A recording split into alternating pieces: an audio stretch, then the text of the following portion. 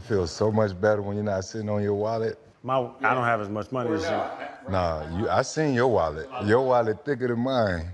That shit just smush in. You got a smushy booty. Channing definitely got a smushy booty, for sure. I like You to gotta do keep some glute. But I like to keep my items in my wallet. See, y'all don't got all y'all items. Glute holes. No.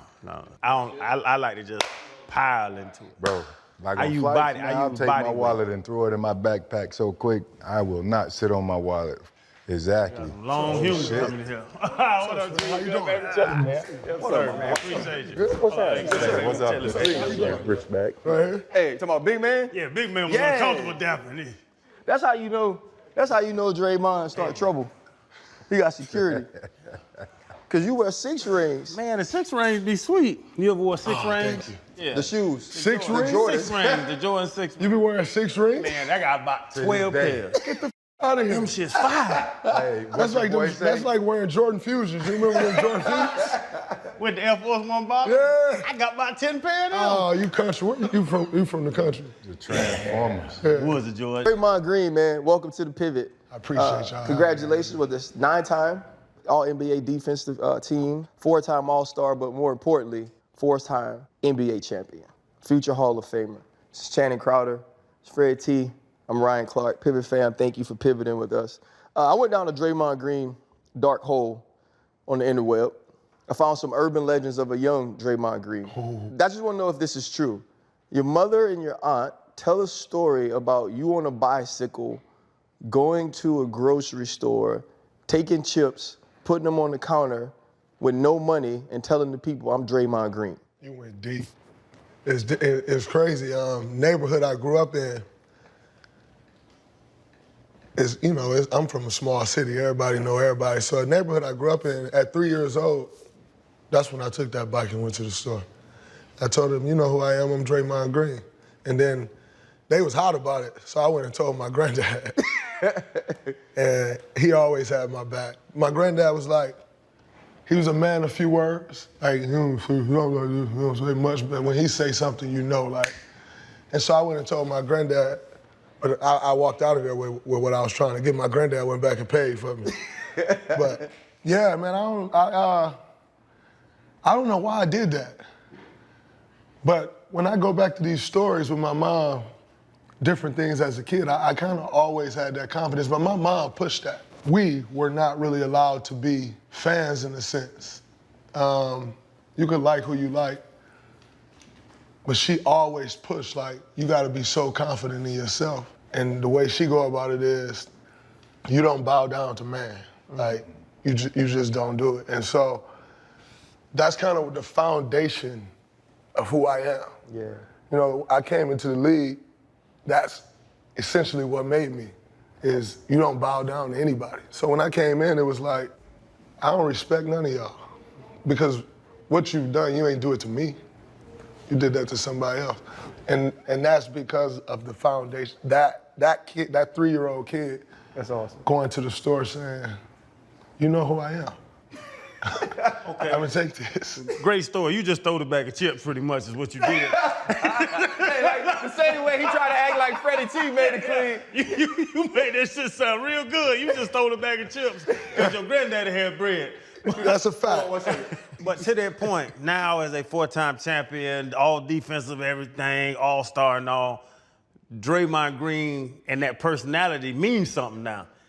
It didn't mean nothing your whole life. What was the struggles of feeling that way that you feel inside, how your mom raised you when you wasn't a champion, wasn't an all-star? You know what? When I look back on it, number one, I've been a champion my whole life. I won middle school, I won in high school, I won in elementary. So I felt that way. And growing up in a city like that, like, those things matter. You know, it's a small city. You turn the corner, you see him. You turn that corner, you turn that corner, you see you. So I always felt that way. But I will tell you, her building that foundation like that definitely got me in trouble at times. Because the bravado didn't always add, to your point, the bravado didn't always add up to the guy. Yeah. But you couldn't necessarily tell me that. Like, to me, it made complete sense. And when I ultimately appreciate her pushing me to be that way because to this day, it is still one of the main reasons that I was able to become who because I was able to always see it. Like for some reason, a little kid from Saginaw with no clue how to make it always knew, like, no, I'm gonna do that thing. I'm gonna go and play there. I'm gonna be in the NBA. And it oftentimes don't make sense to me how this all panned out. Mm-hmm. But then I take the step back and I'm like, I did. It actually does make sense. But I don't know, man. It's a crazy journey because at times, although I thought that way, I felt that way at times, I still can't fucking believe it really happened. It's like, yeah, you always said that. You always thought that. 5, 6 years old, doing Dr. King, I Have a Dream speech on the stage. Everybody listened to me. I have a dream that one day my 4 little children, like, everybody lock in. Here I am right here. I always felt that way. But they got me in a lot of trouble growing up, though, man. I ain't gonna lie to you. Do you think it was just, well, mostly circumstance? Because we all come from different backgrounds, much like a lot of other athletes, right? And people don't always take that deep dive to see how we came up and what we've really been through. But you're Saginaw, not too far from Flint. Yeah. I know a lot of dudes from Flint. I know Cleese, Mo P, Big Shug, Bear, Dre Rising, who was edgy. You know what I'm saying? Kmart, J. Rich. So it's a lot of guys in that area, which isn't separated by much. And a lot of them right on the edge, kind of like how your personality comes across, right? When you take that deep dive, do you think it's just the circumstance of, the demographics in which you were brought up? Yes, because you have to be that way. Like, in that area, to your point, we all kind of the same. Oh, right. Like, because that's the only way you can make it through those places. Like, you can't make it through Saginaw quiet. Like, you go to the park, if you don't talk, you can't get on the court. You go to the rec center, you're not talking, you can't get on the court. So it's almost like it's like a law. Like, you learn to be that way growing up there. Because again, we growing up in this little city, I may not like you. You right around the corner, bruh. Right. And so on and so forth. And so in these small cities, Flint, Saginaw, you kind of got to face the issue. Like, I ain't going a week without seeing somebody. Yeah. Right. You seeing people immediately in this place, like, and so growing up in these couple places, like, it does build a certain type of person because that's the way you have to be. And if you're not, like, you kind of you going with the wind if you not gonna be that person. You've always known who you are. And Saginaw seems much like New Orleans, right? Whereas, like, you knew the person around the corner, he could be your best friend, but there could be a day that y'all ain't getting along, y'all gonna throw hands, you gonna dap up afterwards, we gonna move on. Absolutely. Right? That's part of the culture. That's right. It's part of how we find solutions. We get things through and then we're done. You get to college, you get into it with Derek Nix, I think it is, like, early on. Then, you and Keith Appling have a little thing at practice too, but y'all found a way to move on. They understood we need Draymond Green, you understood you needed them. But then when the Jordan Poole situation happens, you're in a different world. And so now everything I've always been, everything I've always known is different today. What is it when you have that realization and now the world is sort of judging who you are at your core about something like that? It took me, still at age 33, 34, 35, I still learn those lessons. Because I'm into it with Keith Appling and Derek Nix come out of nowhere. I could take a punch. I ain't even see it. And ears go crazy. Get him out. Get the out of here. How dare you? You f***ing soft as fuck. You come from the side. Put him out. And I'm in practice like, damn. They called me from the side, put him out. Yo, you're not putting him out of practice. Let me go in this locker room again. Yo, come back out here. We got to practice. And we move on. It just happened. We're not about to Like, what we doing? It's my teammate, fine. Like, yeah, you got me, we move on. And I've had a bunch of situations like that growing up. Sometimes I was the guy, sometimes I wasn't. Regardless, we move on. And so that's how I've always approached it. You know, in college, freshman year, I'm talking to one of the OGs, go around showtime. I'm in my chair, sitting back like this, locker room. We'd have been going at it on the court, locker room. And he could feel it, like his locker right next to mine, he could feel it. I'm getting there, I'm like, all right, I'm about to get up, I'm about to get bruh. As I'm thinking that, as I try to get up, and I'm a freshman again, so this is a fifth-year senior, good luck. Like, Right. as I'm trying to get up, he caught me in that chair, had me pinned down. Like, what you gonna do? And he on top of me. All right, we move on. Mm-hmm. So when that situation happened, I'm like, all right, cool, we move on. And then when we couldn't, I was like, huh? And for a while, it made me think like, man, this dude nothing like me. Like, because when those things happen, you just move on. But it taught me so much, because it taught me, you're right, he may not be like you. He ain't from where you from. The things you went through, the way you had to come up, he may not have came up like that. So for that 5 seconds, I forgot where I was at, because I immediately went to what I know. But what you know don't really work here. Yeah. And everybody say, oh man, but you was 10 years in, you should know better. Still learning, 9 years in. But it's them lessons like that that ultimately make me who I am to this day, because, man, I fucked that up. Bruh, I know you hate the angry black man title, because it means so much more than just the adjectives and the nouns. Because that's why they try to title people, you know, the rebellious and all that stuff. So I say you are a African-American male that might have anger problems. So you just go, you gonna use the technical term. That's what he said, because I heard you say you don't like angry black men, but it's crazy to look online and it's like, Draymond Green's 32 fights. Like, this motherfucker fought 32 times while playing basketball.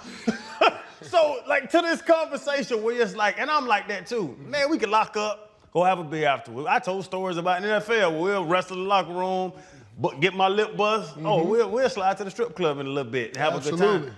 But it seems as if you might have a little something else inside of you. Like, I don't know what makes it, but you almost can't control yourself at times. I've seen that. You know what? And I'm not afraid to admit that to you. Mm. When I'm on that court, it's a different person. The guy who's sitting here with you right now, it's not the same person. And it took me a long time to accept that. When I say a long time, maybe like the last year. But I had to go through it to realize that and be comfortable with accepting that. So on the court, I'm in a different space. What it requires me to be great, I gotta take it there. I don't jump like these dudes. I'm not as fast as these dudes. My edge is I can get you here though. Wow. But I'm also not fake. So if I can get you here, I still gotta be willing to go there. Or how do I really get you here? If I ain't really willing to, you see through it. And so the problem I have with the angry black man is, in accepting what it is, which is, I know the guy who on the court is a different dude. It's also what make me have the opportunity to be a catalyst of 4 championships. Mm-hmm. It's what makes the 9 defensive teams with the limitations that I have. And so the problem I have with that is, maybe on the court, that's possibly true. But people take the court and then apply it to the man that comes sit here. Mm. And that's not the case. The father, as the husband, as the businessman, is all that. That's not the case. You know what I'm saying? Like, I play basketball. A, it's entertainment. B, we're competing. Something that I'll do on the court, you couldn't get me to do sitting right here. You couldn't even get me off my square like that. Yeah. I saw Fred VanVleet last night. Me and Fred, we got a relationship. Got a lot of respect for him, young fella. Like, his journey, beat me in the championship. And when playing Houston, and I kind of got this thing, bro, if I'm playing against you and I rock with you, because I know I could go there, if I'm playing with you and I rock with you, you get into some, I ain't getting in that because, bro, I don't fuck with many people. So me and Fred got into it game 3. I said some choice words that as soon as I said them, it's like, I knew it right away. That series went 7. I never said the words again in the rest of the series. We dapped it up, we hugged up. I saw Fred last night, he was with Rich. I pull up. He like, yo, I need to talk to you. As soon as I got to the table, I said, what's up to everybody? Creep back around, pull his chair up over here. What's up, talk to me. What you said, the words you said, like I was, and as soon as he starts, I'll say, I'm sorry. I was wrong. And I knew it right away. But when we on the court, I'm into it, I'm mixing it up with your teammates. And he did what he had to do. Mm-hmm. I'm mixing it up with your teammates and you coming to the rescue, but the way these little niggas talking, and you come to their rescue. You're part of them now. You with them now. Agreed. The gloves are off. I'm willing to go there now. And to your point, right there, I'm like, it's over. We in it. I actually wanted to see you. Because I felt as soon as I did, Mm-hmm. And so that's the problem I have with it is, don't try to take what I'm doing, what I do in my job, what I do to make a living, what I do to compete in, and try to dumb me down to just that. Because I'm way smarter than that. I am so far from that in the man that's standing here. When I do my job, I am. But they try to put the angry black man tag on you like you walk out in the world, you ain't got good sense. I'm far from him. I think a lot of it is there's so much PTSD in our community, and when you look at patterns, that's for anyone. It becomes a part of our personality a lot of times, and you know it's really hard to differentiate between the two. So that's probably why someone might look at you and say, "Oh, there go that crazy ass Draymond boy. You better watch out. You never know what he's thinking or what he's gonna do," because it's psychologically that's how it's labeled. Or even sociology, that's how it's labeled. But every time I see you, I believe that the Nas Ether song just gonna start playing. The one with Dion got the voiceover. Mm-hmm. What about you, or what about me, think you worry about my opinion, your opinion of me, right? I believe that you just have that mindset. Am I far off? Like, do you worry about any of the stuff that you hear on the outside? For a long time, I did it. Until it really started to affect me. Mm-hmm. Started to affect people around me. I never cared. And then it's like, wait a minute, they're saying I'm this. They're almost portraying me as if I'm a dummy, as if I can't control myself. Before that, I'd say over the last 2-3 years of where it started, like, oh no, like, this guy can't control himself. But don't say that to me because we ain't doing that well. Because when we was doing great, I was the same person. And it was like, oh, that's how they win. But because we ain't doing well, now I'm crazy? Nah, like, that's my edge. Like, they like, yo, he can't control himself on the court. No, you did some bullshit, and I'm just gonna get you back. Mm-hmm. I'm not fake, so I'm not hiding. I'm not gonna act like I ain't try to do it. No, you shouldn't have did that shit. Right. And if I let you get away with that, then I don't have the edge on you. So I can't let you get away with that. Mm-hmm. So I'm gonna get you back. And I'm not hiding, getting you back. So you will see me get you back. The way I kind of view it is, for me, it's conscious over consequence. Mm. Okay. I gotta deal with my own conscience when I walk out of here. I can sleep better at night dealing with the consequence than I can my conscience. So I'm going to fucking get you back. Shannon, who he sound like? Who does he sound like? So, Yo, I'm crazy gonna tell you, ass. bro, He can't let things go. but I'm gonna get you back. Dre, here's the thing, man. Like, we have had, it's just select basketball players have been on our show, and Fred VanVleet Vliet was one of them, Chris Paul, you. There are certain ones that sit down, and right away when they sit down, I go, that's my type of guy, right? We had DeJounte Murray on recently, and I was like, it's my type of guy. I think what sort of locked me into what you were saying about Fred is that you did something to him that he couldn't let go either, right? But instead of making it a big deal and tweeting or having, he pulled you aside like a man in a quiet moment and said, hey, I don't need to talk to you. And I respect that so much that you were willing to sit down, but also on his side of it, being built in a way where you have conversations with men when you disagree with them.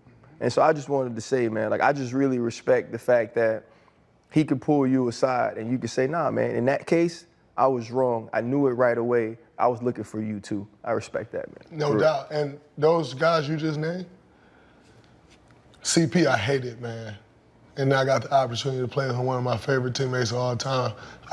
He probably gets tired of me sometimes. I just randomly out the blue call him. He don't answer. I call right back. He hit me back like, see what you doing. We hour and a half conversation out the blue. DeJounte, since he came into the NBA, I first met him. I just pour love into him. Like, bro, play against him. Just try to give him tip. He had his first camp in Seattle last year. I went. I love DeJounte. Fred just spoke about him. So the guys you name, and them also, them are my type of guys. Like, though I don't have a relationship with many guys in the NBA, but the ones that I have is strong. And those guys, they are the type of guys. I've had a mix up with all of them. CP, we mixed it up for years. But I can move past those things when you talk as men. Mm-hmm. What I don't respect is, I told Fred, I said, man, the rest of the night I kept going back like, bro, I'm so happy you talked to me. Because you don't know how many times I go through this and like you think you got a relationship with somebody and something happened in the game and they fold. Then you see them, they weird, and like, bro, just talk to me. Right. If I was wrong, I'll tell you I was wrong. Or I'll give you my side. Or I'll tell you I was wrong and Fred, this is where it came from. You know what I'm saying? Like, but don't get weird. These dudes, they be getting weird. And I don't understand that. Like, bro, we can have a conversation. Right. And so again, with all of those guys that you just named, Fred, we had our moment. CP, we had moments. Me and DeJounte actually got into it once in Carbone in Vegas. We standing there with Farrah from Clutch. DeJounte come downstairs. He wasn't even down there with us. He come downstairs to talk. And I had said something to him that he didn't like. When I played it back, young fella taught me something because I was dead ass wrong. And I would never share what it was, but he taught me something in that moment. And we mixed it up. We was about to fight. And I told my boy Trav, I'm like, man, a couple of my boys like, man, me and DeJounte, they know how hard I rock with him. And I waited to see him. And my first time seeing him was, we played him. And we were standing at the free throw line. And boom, we had the conversation. Because I hit him up, and he was hot. And he actually had he was 1,000% right to be hot like that. But I'm not going to let this go on without having a conversation. So if we gotta have this conversation right here on this court, if that's where I'm gonna get the conversation at, that's where I'm gonna get the conversation. I love that, bro. Farrah was so goddamn happy. She's like, I'm so happy y'all talk. I'm so happy. But like when I have these situations with people, from that point on, I know you my type of person. So the relationship just gets so much stronger. Yeah. Like, all those guys, because the relation, like I told Trav last night, I'm like, Trav, no, I actually just told him walking over here, I said, Trav, my relationship with Fred about to get so much stronger. And it's already strong. It's about to get so much stronger because, man, you so much like me. Like, you want to have that conversation. I want to have that conversation. I don't want to be weird, bro. We come in the spot, you acting weird. Now I feel like, you know, dudes start acting weird. I feel a little like a bully because you won't talk. Like, man, just talk. Like, you know what I'm saying? Now I got to kind of tiptoe because I know you acting weird and I don't want you to think I'm bullying you because if I was trying to bully you, I'd just bully you. Like, just talk to me, man. Yeah. And so all of those guys, there was a conversation and the relationship just go, but that's my type of guy, man. Like, Well, I just want you to know what Channing calls it is assholes love assholes. And so he says that he's an asshole. Yeah. I don't know if you knew that. Did anybody ever tell you that? You talking about real men telling you stuff. You know you an asshole? I'm a very, very nice person. To who? He said he's an asshole on the court. He's been great to me. On the court. Okay, yeah. Yeah, he's been since the moment I met him, he's been awesome. I don't think I think I'm actually too nice. Listen, Okay, I heard. now you Listen, you just stuttered and you don't stutter. I watch you on TV. You see how you And he's so articulate, right? See how you like they bringing say. it back in your mind because that's you running from it. Don't run from it. Embrace your assholism. No, on the court, I'm a complete asshole. To that, because you talking about people, you'll beat the hell out of them Europeans. You choke the hell out of Gobert. Nurkic, you slapped the shit out of him. Zabonis, you yoked him on his head. Hit it with the. And what's the boy this year, Houston? Oh, Shengun. Sengun. Boy, you were giving. Why you kept pushing the man, grabbing his arm, elbowing him in the ribs? But I did notice when Big Steve Adams came out there, you kind of calmed down a little bit. You know what? With Sengun, number one, this your first time in the playoffs. I got to test that. Yeah, He's 23 years old. He only getting better in this league. I got to test that.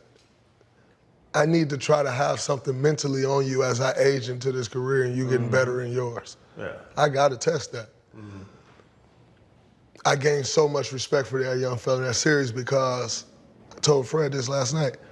In the beginning, he was folding. He was folding in the beginning. And he caught up and he stood up. And once you stand up, we gonna go at it, but I ain't like, all right, I like that. Like, yeah, all right, cool. Gain respect. And I gained respect from him. Steven Adams, that respect is already there. I got you. Like, we've been through the, You kicked him in the dick. I ain't tried to, but, you know, But What is wrong with you? you know. I watch this man in the playoffs Hey, every but year. I but love check this out, though. You know what?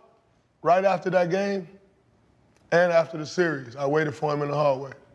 Really? Chop it up. And you know what he said? Bro, we out there playing basketball. To the point of this being the guy I don't need to mix it up with like that because there is that mutual respect. A reporter asked him during the series, some question trying to like make me look crazy. And he said, man, we out there battling for something. We both trying to get the same thing. He ain't crazy. That's what happened. In so many words, that's what happened between the lines, and he just out there doing that.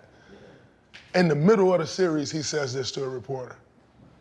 That's why you don't see that. Because what we're gonna get into about, I'm a boom. Man, Steven Adams strong as hell. But as the series went on, if you go watch the film, bro, on the box, I just start grabbing his arms. Like, bro, I'm just grab you. Because I'm ending up on the floor too much. Like, I can't keep ending up on the floor, getting up. Like, after every, I'm getting up to take the ball out. Like, I'm ending up on this floor too much. Yeah, right. I gotta hold this defense down. I'm 6'5", bro. I gotta hold this, I gotta anchor this defense. I can't keep ending up on the floor. You might look at me a certain time, so I just start grabbing, bro. And I come out of nowhere, boom. He come out of nowhere, just like throw me down like a rag doll. And I'm like, I don't get up and say nothing to him. I come out of nowhere, bow. He don't say nothing. It's a respect there. I got you. It's a respect for the competition. So it's no need, like, we mixed it up before. The respect level is already there. Yeah, Channing had a similar moment, but when he went to meet the guy, not in the hallway, he went to the bus, and it was a different type of situation. Your Matt Light story. Yeah, we got into it. I talked a lot of trash, and I asked you this, because you talk trash. I see. I don't know what you're saying. Why y'all be all cute with y'all little mouths covering your mouth up and down? Because, man, you had the helmet on. You can say anything. Yeah. This camera catch everything we say. Everything, bro. Everything. Have you ever talked trash and hit too close to home where you done really upset some dude? Because you can call them all the names, soft and all that stuff. It's just sports. I used to do research on guys. Well, like dudes would play with guys in college, and now we're on different teams, and they knew I talked, and they'd be like, hey, well, he did this in college, or his old lady, who's now his wife, did this in college, and I would say that during the game, and then I'd see a dude look, like, and I'd be like, oh, I got him now. Have you ever got too close to home with trash talk? Bro, I didn't went so close to home, bro. I don't do the woman thing. Like, I ain't gonna talk about your lady. That's where I draw the line. Wow. It's about the only line I draw, because your mom, I'm crushing her. And everybody else, I ain't gonna talk about your lady, I ain't gonna talk about your kids. Those two to me, they off limits. If you start talking about somebody, lady, I don't respect that. Wow. So if I even hear something like that, it ain't even gotta involve me. I'm coming to the defense of the guy. Like, whoever gets that. Jalen Green, everybody had their opinions on him. It's one of the things that really pissed me off in this series and why I went that bruh so crazy. Everybody talking shit about him and his woman. That ain't none of y'all business. Get out that man's business. I'm publicly defending him like, y'all stop. That's whack to me. I don't rock with that. So that's where I draw the line. But I have said some stuff that I wasn't too proud of, that hit way too close to home, bro. I won't put specific people's names out there, but I've said stuff to people about dead siblings, all type of stuff. And it's like, it was very low. But he was kind of attacking me, so then I don't know how to stop. But I can draw the line with those two. Yeah. But yeah, bro, I've had too many that went way too close to home, but that's where it is. Like, that's what we do. Again, growing up in Saginaw, there is no line. You gotta find the angle and you gotta use it. And I do my research, so I already know stuff. So if you, I ain't gonna lead out though. I don't lead out with like stuff like that. I'm gonna lead out talking shit. Maybe, if I need to get under your skin, you gotta be really good for me to be trying to do that though. But I don't lead out with that stuff, but where people get fucked up is, once you go there with me, the glove's off. I'm gonna say whatever I have to say, whatever I think. I don't really think the two things about the kids and the lady, because those are just off-limit things, but anything else, I don't give a how deep it is. And I've had some ones, bro, that my boys think I'm crazy. Like, Dave, you crazy, you can't say that to him. Like, but I had to say that, like, and so, yes, I agree with you, but you wild for like going to the ladies and stuff. We would have had to fight. They did the cheap shot, hitting in the back and all kind of stuff, and then, okay, well, we got it. Anybody ever got you? Yeah. Well, as far as my lady? No, just. Cheap shots. No, got you verbally, where you done turn, like Draymond Green. No. Nah, man, hell no. Because you gotta be willing to go so far. And guys really ain't willing to go that far. Recently, Steph said he deals with imposter syndrome, right? And I kind of talked about it, being an undrafted guy, and saying, yeah, like, there are those doubts that creep in from time to time because you remember the adversities, you remember the struggles. You know, you, a second-round guy that goes on to be a Hall of Famer and an NBA champion. In playing with Steph and even through your career, how have doubts crept in to what you guys were trying to accomplish together based on the fact that both of you were not expected to be what you've become? You know, when I saw Steph say that, I was like, damn. I know Steph really well. We spent 13 years together. I've probably spent more time with Steph over the last 13 years than anybody in my life. Because you, at home, you together, practice, gym, game, that thing, this thing. On the road, you together. At home, I'm with my family. On the road, I ain't.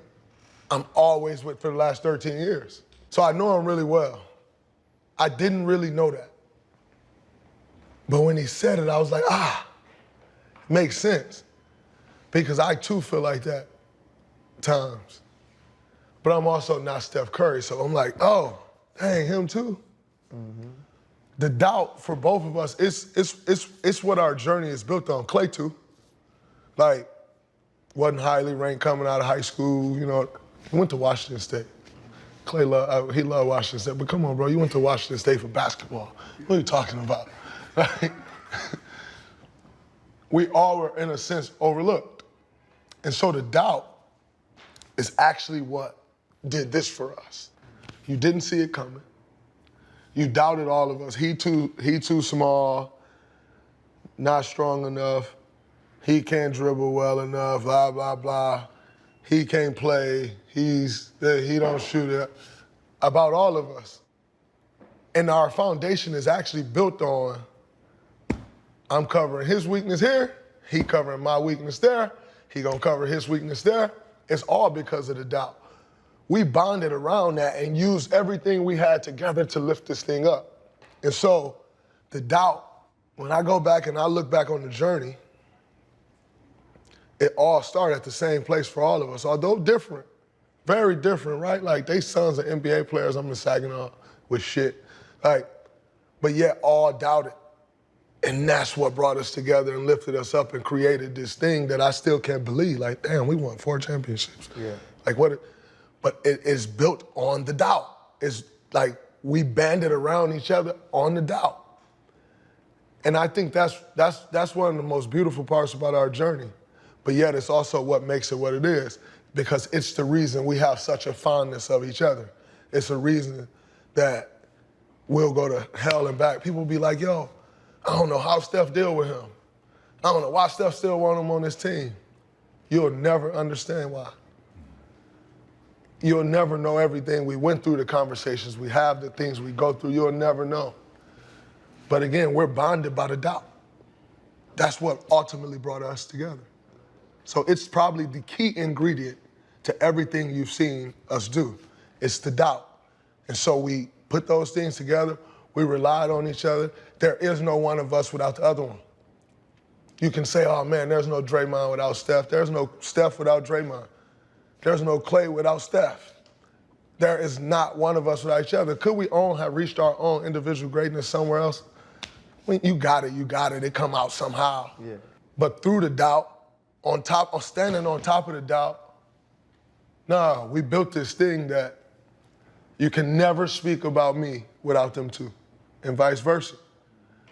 And I love that Steph is so great that people think they don't need to. I love that. That's my brother. I want everybody in the world to think he's great as I think he is. So I think he's the greatest in the world. You can't tell me nothing. So I love that, you know? But on the flip side, amongst that group, we feel that way. So I really don't give a shit what anybody else thinks. I love that. That's what I felt too. That Ether song just started. But we all have been through moments of doubt as we tend to age in our sports, right? We start like kind of looking out like, man, I don't know. Because you're not able to reach that, you know, that highest of highs, you know, in your ability. RC's been through it, Channing's been through it, 13-year career. He's the only one in here that's won football, a Super Bowl, right? You've won 4 championships in the NBA, like the pinnacle 4 times. Steph, Clay, the whole crew.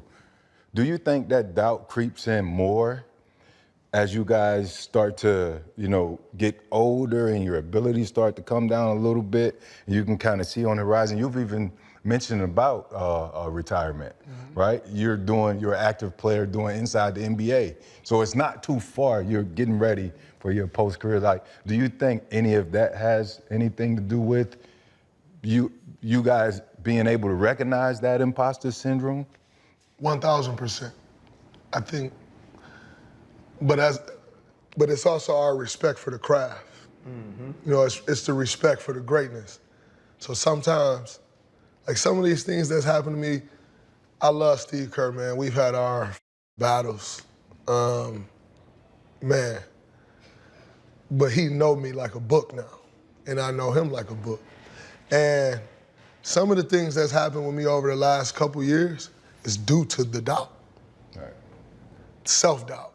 Because I'm like, man, like I ain't able to get to that level sometimes that I thought It's frustrating. and it's frustrating, and I'm like, fuck, like, I'm willing to do anything to get to that level. And so that crazy anger you're talking about, sometimes that come out because I'm like, I'm struggling, and I'm trying so hard to push through it that I'm willing to do anything, but this league ain't really cut for that. You know what I'm saying? So that doubt that you speak on is also what's still pushing us, especially me, but that doubt is also some of that has led me to some of these things over the last couple of years. Because when I knocked Nurkic out, I really couldn't find it that game. And they was like, I ain't knock him out, but like, he went down. He laid down, so it probably is a knockout because you're a big man, you can't lay down like that. But that game, I had nothing. I was terrible. Whole first half, we started the third quarter, I'm trying to find it. Bro, grabbing my side, wow. Like, you look at some of these situations and it's like, you start looking at that and you become self-conscious about it. And so when I'm feeling within myself that, and then it's like fight or flight mode. You know what I'm saying? Like, and I go into that and it leads to some of these moments. I feel that as I get older in this league. And that's what I've been trying to channel because, so this year I was able to get back to like a high level of playing. And I think one of the things that pissed me off was like the angry black man is like, now I'm getting penalized and I'm actually chilling. Like, right. I'm actually chilling because I ain't feeling that doubt of like, fight or flight. Like, no, it's all working for me. And now I'm being penalized for I'm actually out here chilling now. That thing ain't sparking me the way it was because I'm actually playing at a great level that I think I need to be playing at. And so the doubt ain't triggering something. But that doubt triggers something for me, man, because I want to be at that elite level still. And if I'm not, then I got to do whatever I need to do to get to that level. But again, it's like, it's something that I told you, bro, I therapy, all that. It's something that's what I'm saying. It's something that I talk about with my therapist because it's a real thing for me, bro. I've been a basketball player my whole life. When you start to see a little bit of a decline, it's like, whoa, damn, whoa. But I'm still at that level. I can still get there, so I'm gonna do whatever. But the therapy has helped me a lot, bro. It's helped me a lot. So if a dude calls you, I'm trying to cuss less. I'm trying to better myself. If a dude calls you a female dog, you could walk away? The last time I was called that, I punched somebody. I'm still learning. Tomorrow, if it happens. If we was just walking down the street. Just going to the bodega. I might stop, but I'm gonna keep it pushing. So it's working. Because you can realize those people aren't worth it. Yeah.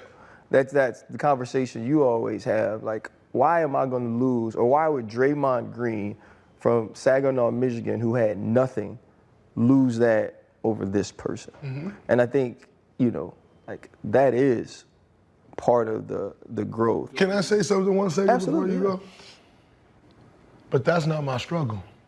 Your struggle's on the court. The struggle is if you call me that on the court, where do I go? Because if you call me that in life, you good. Bro, you're not getting me off my square like that. Mm-hmm. In my mind, I probably think I can whoop you, but you ain't getting me off my square like that. The problem I have is on the court. Mm-hmm. And that's why when I was the suspension with Nurkic, and I'm talking to Adam Silver, I'm like, Adam, I'm done. I don't want to play anymore. Dang.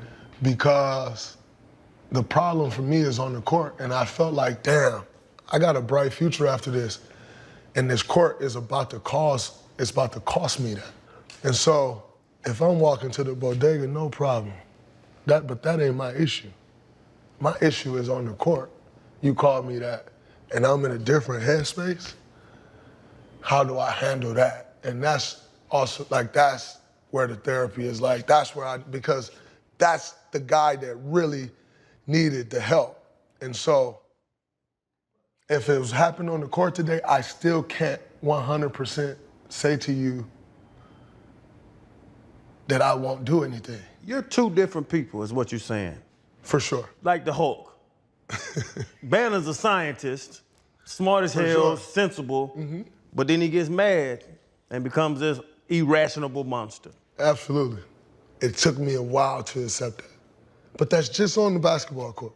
Off the court, the likelihood that you'll see me how I am on a basketball court is so slim. Off the court, unless I'm comfortable, I don't even say much. If you talk to my family, by the way, they be like, oh, my mom, they tripped my mom out. She come to the house, she come in town, and people say all these things. She be like, if they only know, you don't even talk. I don't say much. I gotta be really comfortable in the situation to talk. And so that's why I was like, yo, it's really confused. It's really like this is bleeding over here. And I take so much pride in the man that I am, how I stand, that I was gonna be done. I'm like, no, I'm done, like, because it's costing me.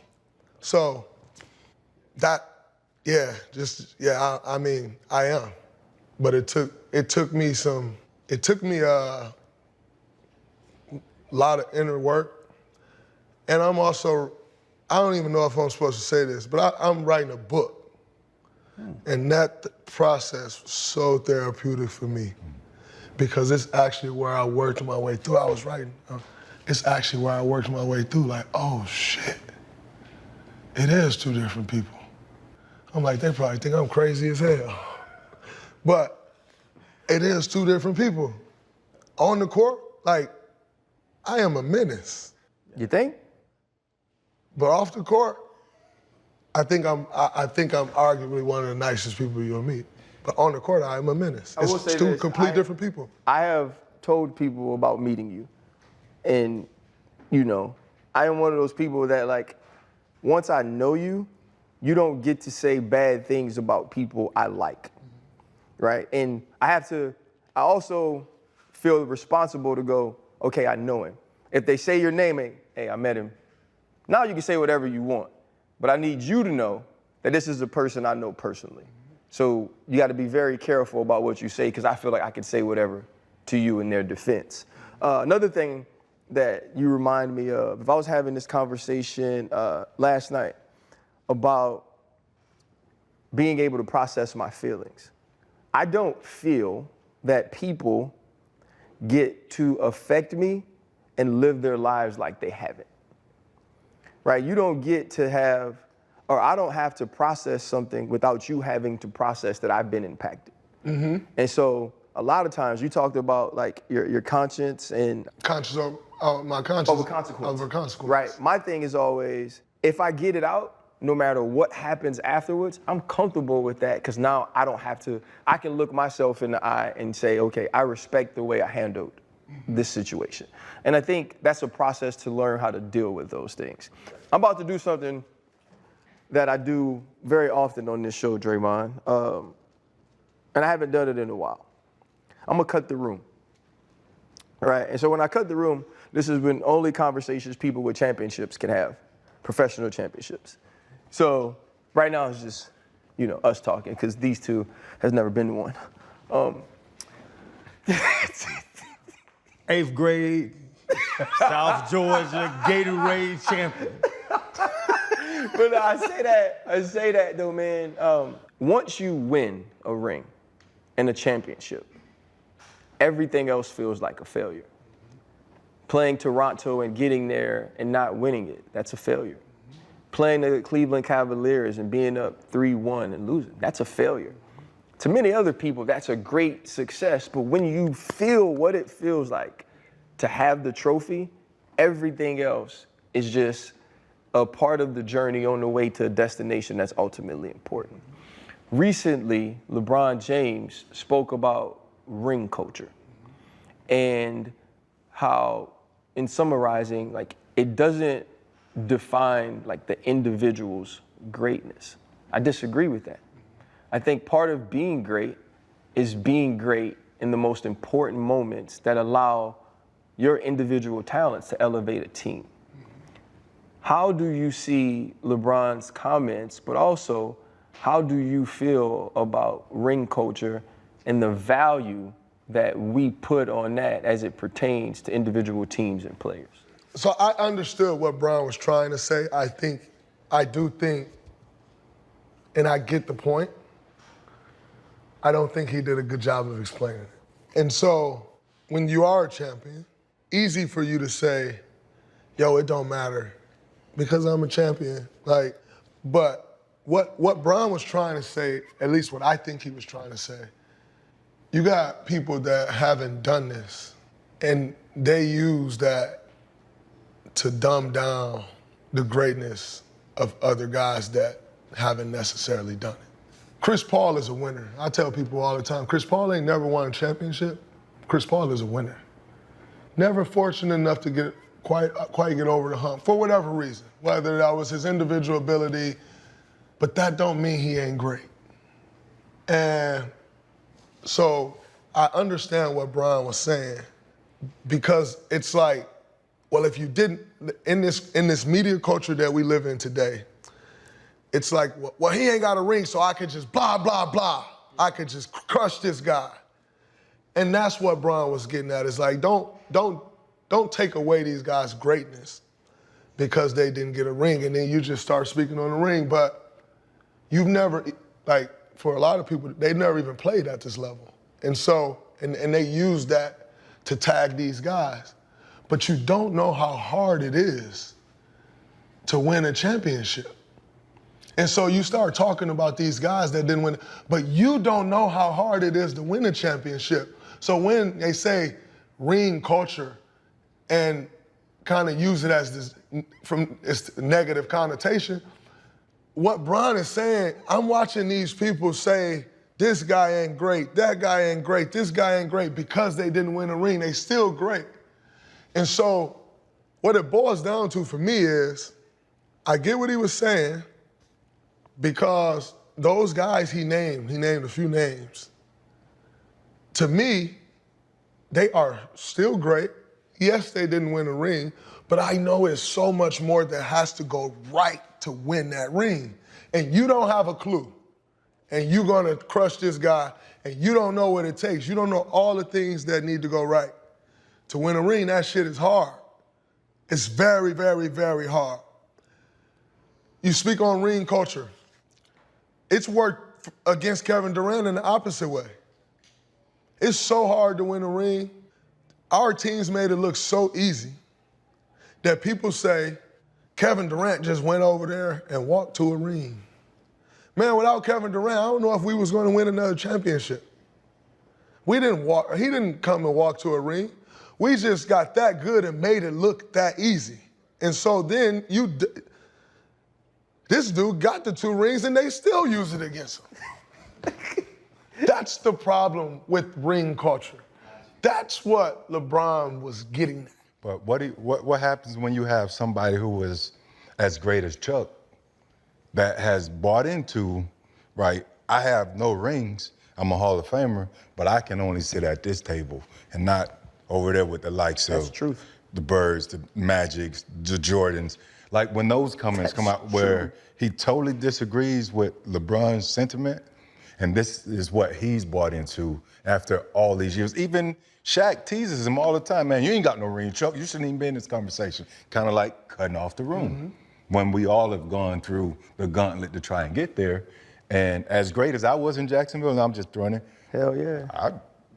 I'm ringless, but I don't feel that way. Like I wouldn't have that same mindset as Chuck personally. But how do you feel about when those type of comments are kind of included? Shaq got our little 4-ring handshake at the desk. It's fun picking on Chuck at the desk. I'm so honored I get the opportunity to work with those guys, man. The best show on TV. It's one of the honors of my life that I get to sit up there with those guys, man. But I think Chuck's able to accept it and embrace it like that because he became so great at something else. So he didn't win a championship. He's arguably the greatest sports voice we've ever seen. With what he can do with a microphone and move a world. Bow, and it come like that. I've been honored to be able to work with him and watch him work, and it's just like, boom, boom, boom. He's arguably one of the great sports voices we've ever seen. Key cog in one of the greatest, probably the greatest sports show we have ever seen. Yep. And so I think due to that, Emmy after Emmy after Emmy, I think due to that, he's able to say, fuck it. Yep, I ain't win, and look at me now. And so I think it's different for Chuck because of that. What about just his greatness? Because Chuck, like, you can't argue, what he did on that court. What about that part of it? Because he was better than a lot of these guys that kind of move around. Like, all right, let's say Robert Horry, for example, and I don't want Robert to catch a stray, but he got 6 of them. Also, Seven. Yeah. Also, too, though, Freddie T, I think, and this is just my opinion, obviously you know better than me, like when we talk about football, this conversation, it's, in my opinion, the ring conversation only comes into play once you are considered an all-time great. Facts. Right? We don't talk about players who are unimportant and the amount of rings they have. Most of the times when we're speaking on ringless people, it's because they're Hall of Famers. Yeah. And a lot of them first ballot Hall of Famer. And what happens is when we're starting to tier the greatest of the greats, the thing we think about is, what moment do I remember that he was a part of or that he orchestrated that got himself and his team a ring? I think that's where it comes into place when we're saying, hey, Stephen Curry is, beyond a shadow of a doubt, the greatest shooter that has ever lived. And on top of that, look what that got him. How do you quantify that, or how do you feel about that statement that, yeah, we've acknowledged that you're great because we're talking about how many rings you have? It's definitely validate. Like, it's definitely a validation. Like when I walk in the room, I walk to the table. Like, don't get it twisted. Me being a 4-time champ, you're gonna feel that. Yeah. Like, and I feel like some validation from that when it comes to basketball, when it comes to when I walk in the room. Like, let's face it, some rooms I walk into, I am just always gonna be Draymond, the basketball player. When I walk in that room and I know I'm walking in as Draymond, the basketball player, the confidence that I have is as if I'm walking through there like this. Like, that's the validation that I feel walking into that room as a basketball player. So it is a validation, and as your greatness grows, more happens. So, for instance, Steph, like, we all can agree that he been doing it at an elite level for a while now. But we all can also agree, 2022 put him in a different stratosphere. MVP. When it was like, oh, he put them on his back, and he had that moment that uplifted, it put him in a different stratosphere. So it's a double-edged sword, man. Like, it's unfortunate for some guys that it didn't quite work out and whatever could have went wrong. Like, sometimes you only get one chance. If OKC, we're obviously filming this before Game 7, if OKC don't win this championship, I don't think they'll ever win one. Because you only get, you have an opportunity, and this is what, back to Bron's point, people don't understand when you ain't been through it. You have an opportunity. If you don't kick the door in, kick the window in when you got the opportunity, you may never get the opportunity again. Team ain't gonna look the same next year. Salary cap stuff start happening, extensions start happening. You gotta get rid of this guy, you gotta get rid of that guy. And so when you talk, it's a double-edged sword because, yes, you start talking about people's greatness, lessening their greatness due to not having a ring. But on the flip side, yes, it does validate. And the thing that we all don't like is people take it and they try to stab this guy that didn't get it. And I know, yes, you played 13 years. You played 13 years, right? No, I played 6. Okay, Too you much played strip club. 6. I got up out of there. 13, right? Champion. But what I know as someone who's won it 4 times is I know I could see where it could have went wrong because it only So much takes gotta go right. just one time. Like your chance may have been that one time, and CP pulled his hamstring. Yeah. You didn't kick the door down when you had to kick, and it's just way harder. And so I know that and winning it, and that's the problem that I be having when people get up there and they start throwing the ring around and stabbing, because I know that they had that one opportunity, they didn't kick the door down. That's why they weren't able to get one. And so that's where I struggle with it a bit, and I'm able to dish out the respect to the guys who hadn't necessarily won. I can still respect you for what you are. Yeah, for sure. But on the flip side, I think it also took me to go through it over and over again and learn and understand more and more about it and know what goes into it. And most people just don't know what goes into it. Do you know your mother tweeted me before? Really? Yes. I can't remember what playoff series it was, but you were actually playing really well. and you missed a dunk, and I think like you got your shot blocked or something. And I just tweeted, I was like, honestly, I was like, those plays to me are the fascinating thing about Draymond Green. I was like, he is not the most athletic. I was like, but look at all the stuff he's done. And I think all she read was like the fact that I mentioned that you got a shot blocked or missed a dunk. And she was like, well, what about the ones that can do all that? I was like, ma'am. Because the one thing is, I was like, I am not finna beef. I was like, I need to be very clear. This was a compliment. I was like, I am not trying to beef. But I looked at that and I thought, no matter how famous, how successful, that's still her baby. Absolutely. Right? And it made me think about it when you were talking about the ring culture and how people use these things to criticize and to stab. You mentioned something that touched me earlier. I say a lot of stuff, right? And I get a lot of criticism, backlash, and I'm built for it. Absolutely. Right? Recently went through something where it affected my entire family. I got cousins defending me. I got people calling me. It was bad in my house.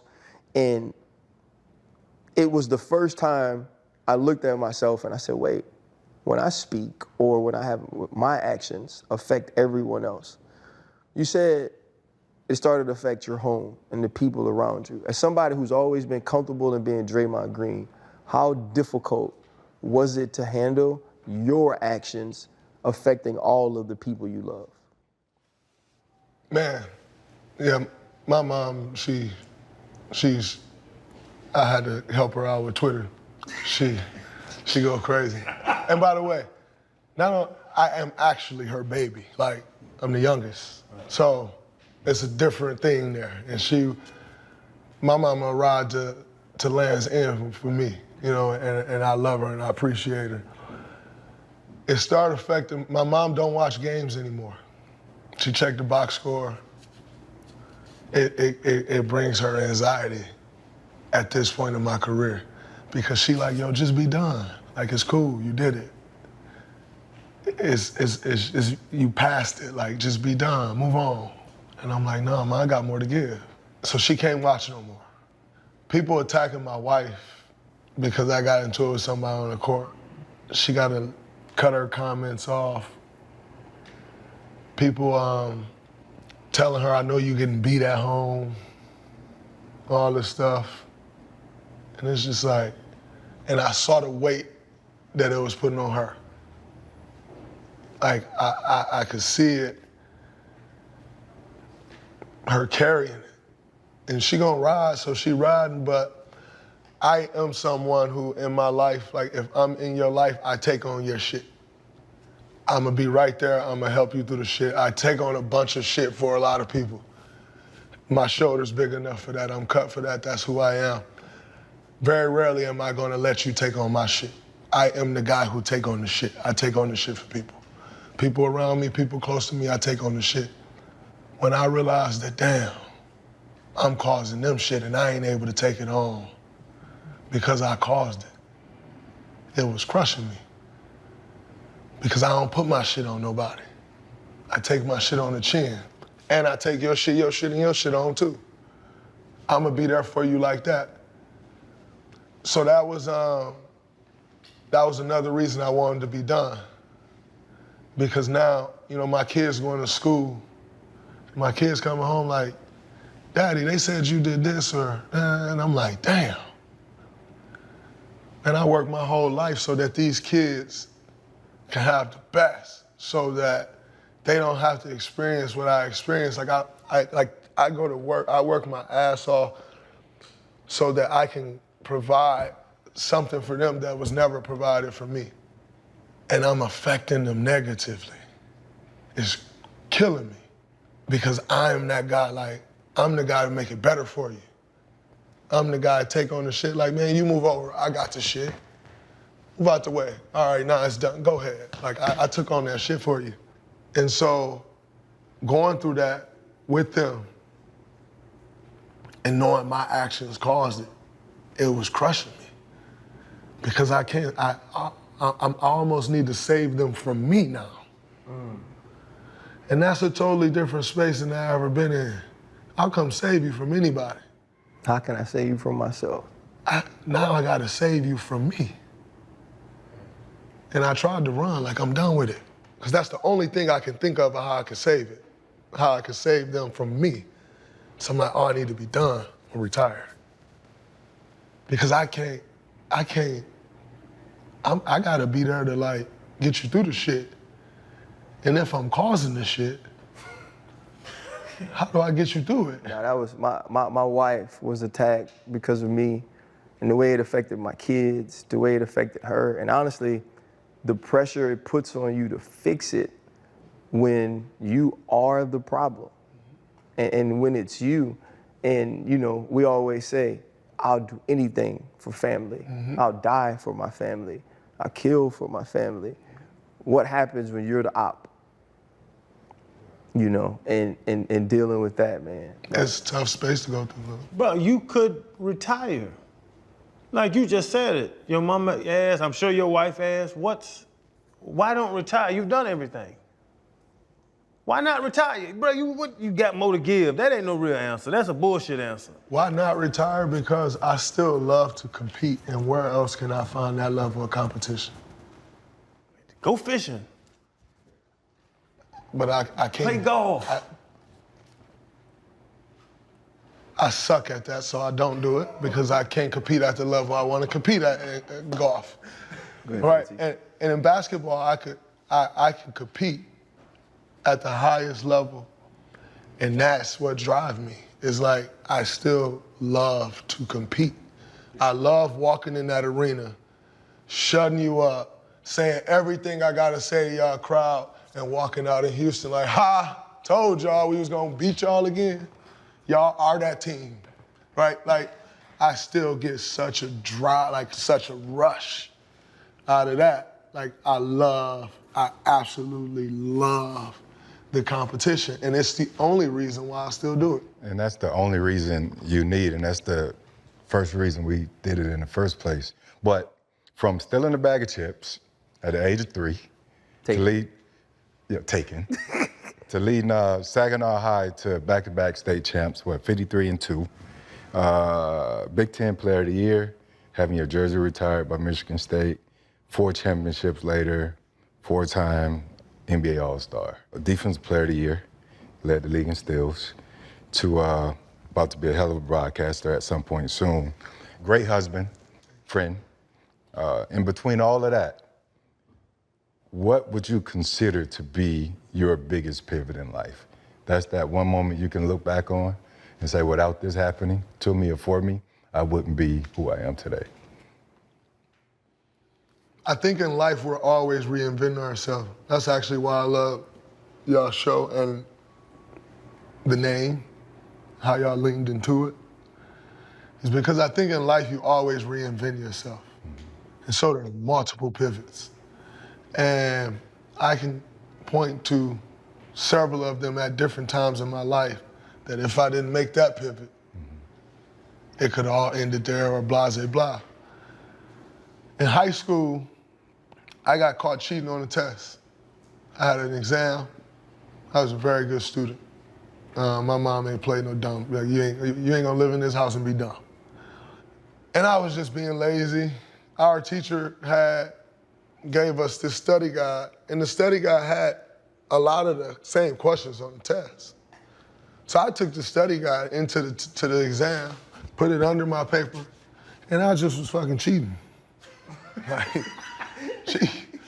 I got to like the last 2 questions of the exam. I'm sure I would have I'm also not dumb, so I wouldn't have got 100%, but I think I got like 47 out of the 50 questions right. Like, I ain't gonna make it too obvious. Yeah. And I got to like 2 more questions left on the exam, and the teacher just came and took the papers, and I got a D- in the class because the way our grading system works, you got 3 marking periods and a final exam, and they're all 25%. So on 25% of the grade, I got 0. Wow. Yeah. So which means without the 25%, just basic math, I had like 64%. So if you add my other 25%, I'm at an A. My mom, Michigan State was my dream school. Tom Izzo had an Izzo shootout at Michigan State, the team camp. And then we was playing AAU, going to big tournaments. I was on a great AAU team by this point. And she stopped me from playing that summer. I couldn't go to team camp. And people from my city was like coming to the door. Marshall Thomas, the Godfather, even talked to my mom. And she was like, that's cool, he ain't going. Y'all can send whoever y'all want over here, because if he end up dumb and failing, y'all gonna move on to the next kid, and he's just gonna be back in this house, so he ain't going. It taught me accountability. You know what I'm saying? I'm like, you gotta put the work in. You gotta be accountable. And so when I go back to that moment in life, that was 9th grade, that's what got me to Michigan State. You know what I'm saying? It's that moment right there that got me to Michigan State, which is one of the best things that ever happened to me. Mm-hmm. So if I point to anything and I go, now, the reinvention of me, the man, there's different pivots. But that one is what got me out of Saginaw, Michigan, which laid the stage for everything else and everything I've become, is making it out of that city. I love that city, so don't get me wrong, but I couldn't stay there and be great, you know what I'm saying? And so that set the table for me to make it out of that city, and ultimately allowed me to change my family life for generations.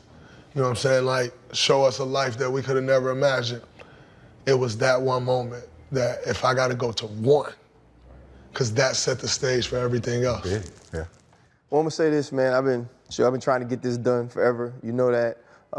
I know how valuable your time is, Dre, man, so appreciate you, dog. And you have expectations, right, because we're human, and I had an expectation that this show was gonna be really amazing. You 100% exceeded that, bro. Thank you. Just very grateful for you, man. It's been amazing to watch you grow as a man, you accomplish things as a player, and, you know, I was on TV while I played as well.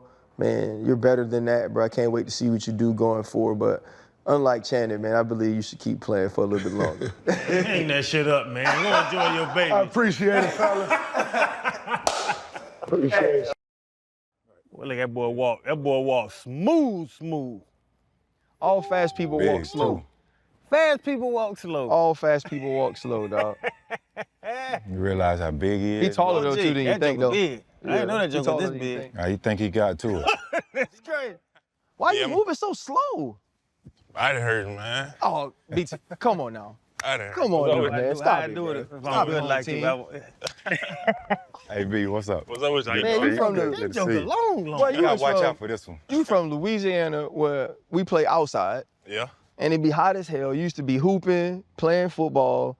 You are too young. Talk about you hurting right now. I took a nice one yesterday. Took Yeah. a nice Yeah, one. it is. Come Yeah, I across saw that it. middle, yeah. T, man, welcome to the Pivot. Yeah. Brian Appreciate Thomas y'all for having Jr., me. LSU's finest, Yes. Channing Crowder, Fred Taylor, Ryan Clark, Pivot fam. Thank y'all for pivoting with us. I always feel good when the Tiger on here now, dog. I'm For usually sure with that. two Gators all the time. But talk about that, man. You know, first preseason game, you're going across the middle. Juan Thornhill hits you. You coming off of one of the most historic rookie seasons ever, and you in the first quarter of a preseason game. How much fear is it that something like that could happen and hurt the rest of your season? I mean, it's always in your head a little bit, but I mean, I try to go out there and play. You got to go out there and play without having fear, because I feel like when you playing with a lot of fear in your head, that's when stuff happens. So you always worried about it, timid about it. So I feel like you got to go out there and play with like no fear. But I mean, I just go out there, do my thing, do what I'm supposed to do, and hey, if it happened, it happened. So, yeah. B, just jumping right into it, man, because that's exactly what you did. Last year you had Christian Kirk and Gabe Davis in the room, veteran guys to try to bring you on. Now it's you. Yeah. You're the experienced leader in the room, had a tremendous rookie year like RC said.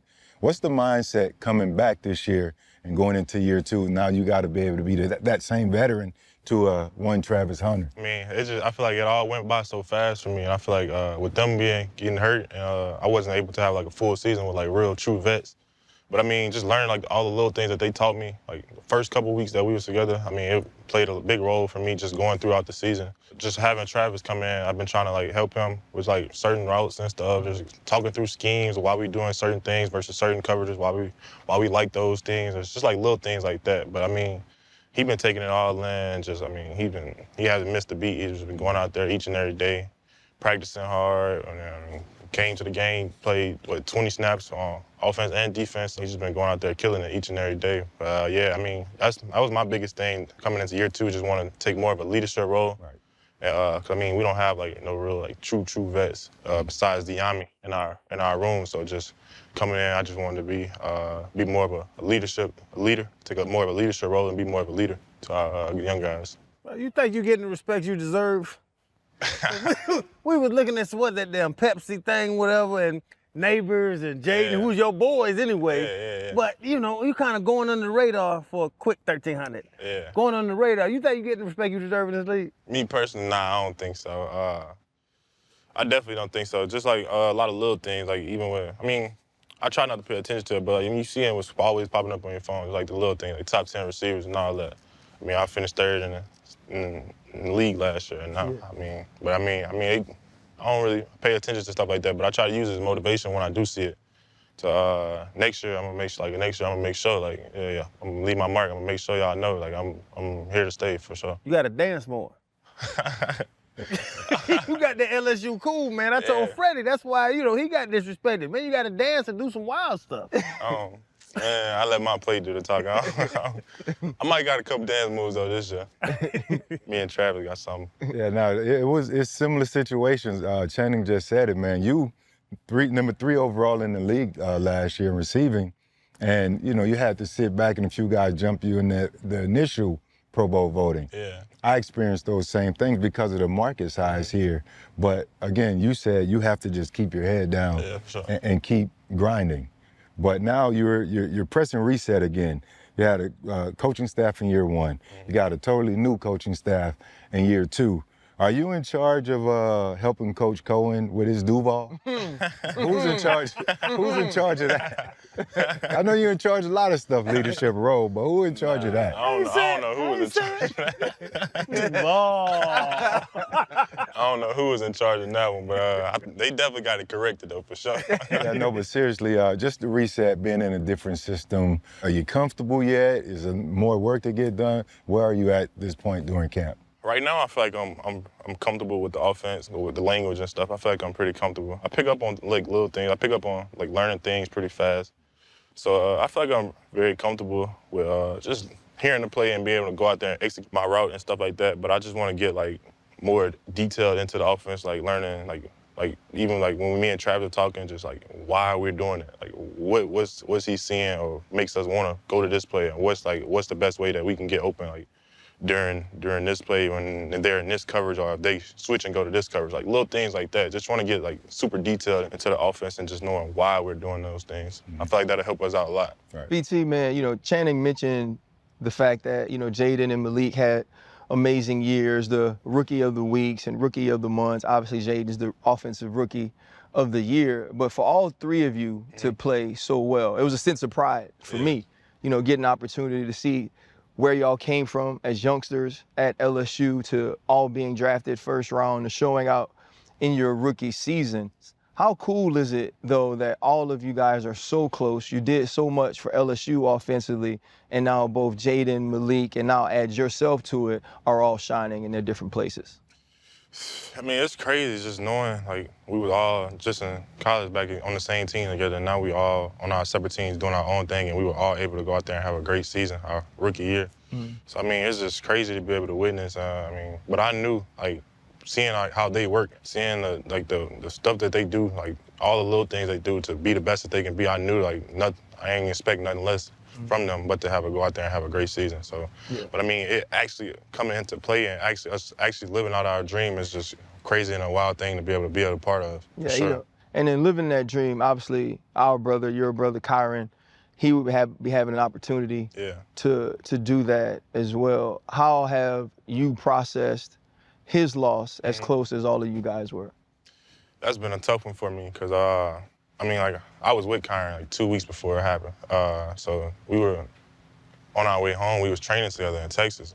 We was on our way home, and we was just talking. We drove home. So we was just talking the whole way.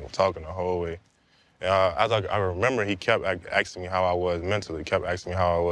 And I mean, I was answering him, but I knew something was like going on. So I kept asking him how was he, because he never, like, I mean, he always asked me that before, but he never, like, really kept asking. So, I mean, for him to keep asking, I knew something, you know. So, I mean, I was asking him, but, I mean, I would feel like I wasn't really able to get everything out of him or whatever. So, but, I mean, that's just been, it's been tough for me just trying to get past it or whatever. But, I mean, I know he would want what he would want us to do and stuff like that. So, I just try to keep that in the back of my head and keep staying focused on the main goal. Would you approach it in a way differently in retrospect? Yeah. I feel like I probably would. I feel like I would try to just like push the issue a little bit more and just see what was like, what he was getting at with asking those like little things like that. But I mean, I feel like God makes everything happen for a reason. Or I mean, like just like, man, I don't know. I can't really say. I don't know. Yeah. Malik says he has some dances to honor Kyron this year, man. Do you have anything? Just any way, you know, Sean Taylor was one of my closest friends. And when he passed, you know, for the rest of my career, I changed my practice number. They wouldn't let me change my number in the game. So for practice, the rest of my career, I wore 21. I got like I had a special shirt made. It had 21 on the back, Taylor on the back, you know, had his date of birth, the day he passed. You know, because I always felt like that was where he was supposed to be. Yeah. And I wanted to represent him, and I wanted him to get an opportunity to continue to be a part of the game as long as I was. And obviously Malik said, okay, I got Kyron celebrations and dances that I'm gonna do when I score touchdowns. Is there any way that you're gonna work to remember him as well? Probably try to do the same thing, couple dance celebrations or stuff that he had. I mean, I can't really dance, so I'm gonna have to go practice it a little bit. Might not be as good as his was, but I'm gonna have to go practice a little bit. But I'll probably try to do the same. Maybe if I get in the end zone or something, probably try to do a little celebration that he used to do, dance or something. Yeah. But I mean, I gotta go practice it for sure. How do you balance being, you know, the guy, and then the team signed Dayami, obviously we need some help at the position. Travis, he's gonna make a splash. How do you balance being the guy, but also have to be competitive, you know, in your room? Collectively as a group, have you guys set a goal yet? I feel like I always had to be competitive in every room I walked into. Just going to, like I said, going to LSU, I had Kayshawn, all those guys, Trey Palmer. It was already established, so I had to go up in there and be a competitor. My rookie year here, I had Christian, Kirk, Gabe Davis, all those vets and stuff already. So I feel like every room I walked into, I had to be competitive. So I mean, that's not really a change. I mean, I feel like that's what football is, going out there and competing at the highest level. That's why I love the game. As a group, have you guys gotten together and say, like, this is the outlook, our goal for the season? We haven't really got together and set, like, a specific goal, like, this is what we want to accomplish this season, or this is what we want to do this season. But, I mean, everybody know, like, in that room that we want to be the best. Like, we want to come out here and do what we got to do so we can be the best to even come through here or even come through the league. I mean, that's our main goal, and that's like a goal that we don't even got to talk about. Everybody know that. That's the mindset you got to have when you walk into that room. So. I hate giving LSU credit because he gonna smile and do all this. I smiled out as soon as you said it. But, bro, it was crazy because he used to bring your name up all the time. Yeah. He'd be like, BT can go. But you weren't the one. You weren't the one in college. I'm sure in high school you was the one, but like you get to that level, like you keep bringing up all the players you play with. To not be the one in college and then get to the league and be the one. Like every time you walk out there, you get in the best corner. Like that transition of becoming the number one after playing in college, now I don't say underneath because you can play with them boys, but not drawing the best coverage every time. Now you that dude. Now they know where you are when you walk around. Fact. Me personally, I always approach it like I'm a number one. I always feel like I'm a number one. I always feel like I'm the best receiver out there. So, but I mean, facing the top coverage, I mean, that ain't, like I said, I always approach it like I'm number one. So I'm practicing and everything like I'm going up against the best corner each and every week.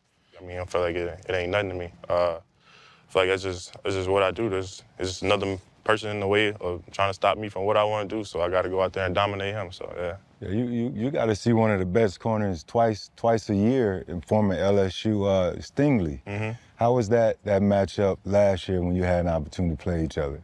He was there at LSU my freshman year, and I went up against him twice in practice. But I didn't. After that, he ended up getting injured, so I wasn't really able to go up against him. But I remember last year I went back and watched those reps before we went up against each other again and try to see what I can do to take little things to help myself win.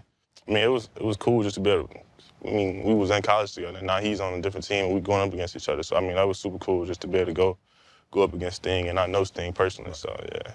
So, you know, I remember last year, probably around this time, Todd Bowles, right? It's a interview after joint practices, and you were the first name he brought up. And then, you know, people sneak phones in and take videos, and you bombs the entire practice against Tampa Bay.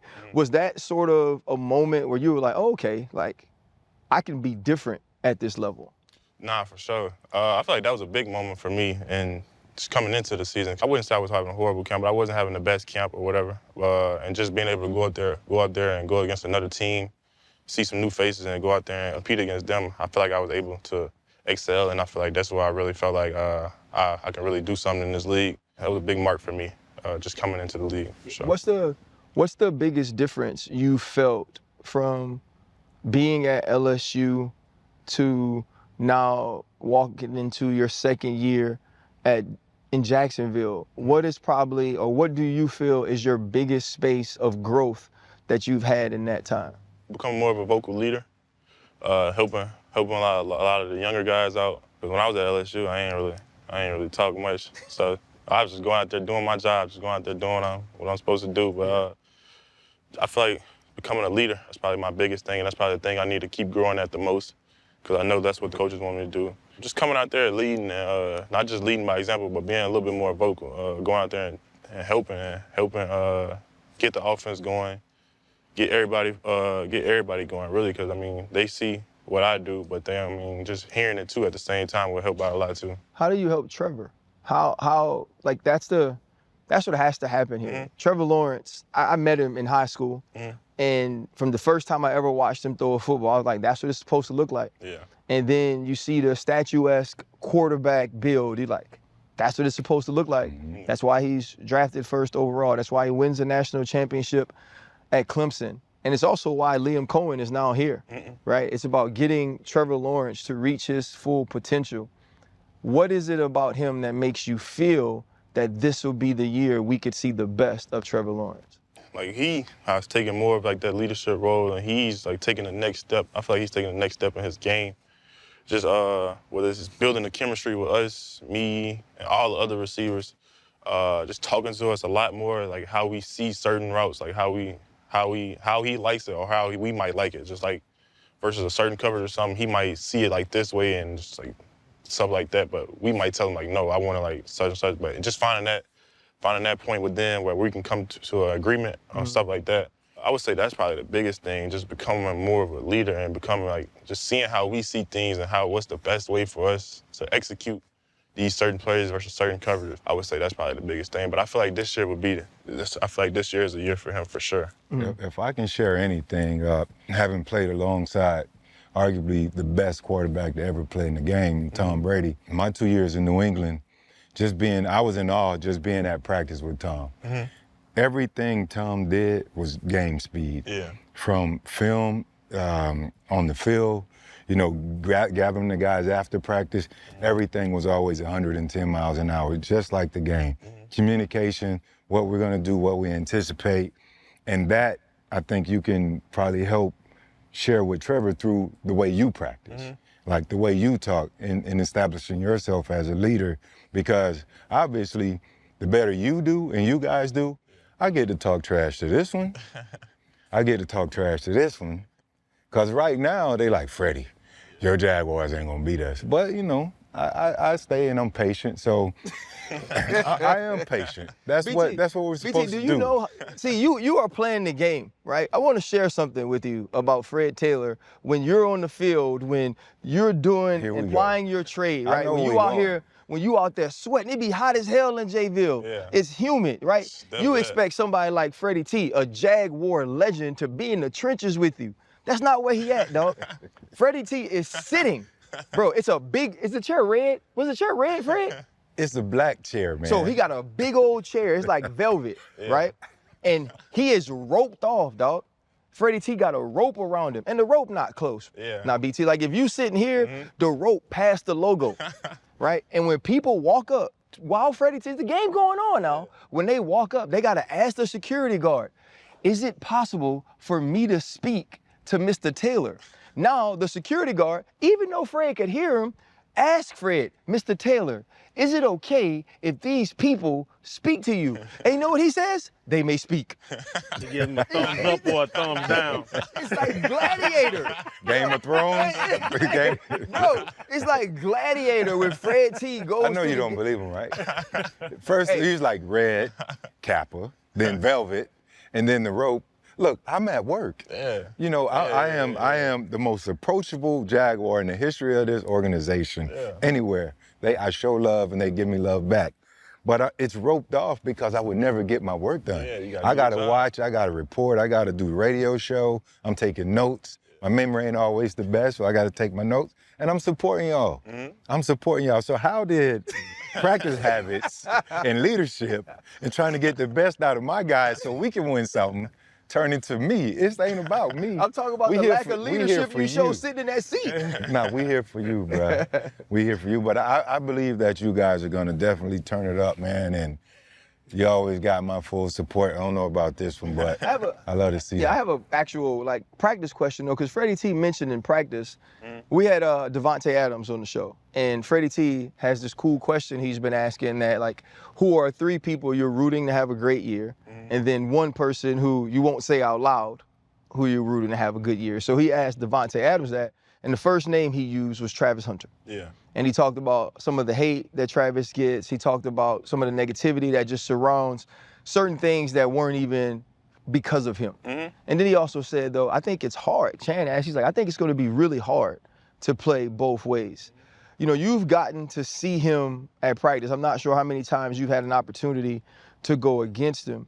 When you watch him at practice on offense, are you thinking to yourself when you see Travis, let me give him the best rep I possibly can, so now when we get in the game, when he's playing offense and defense, he'll be prepared for that? I mean, I haven't really had the chance to go up against him Yeah.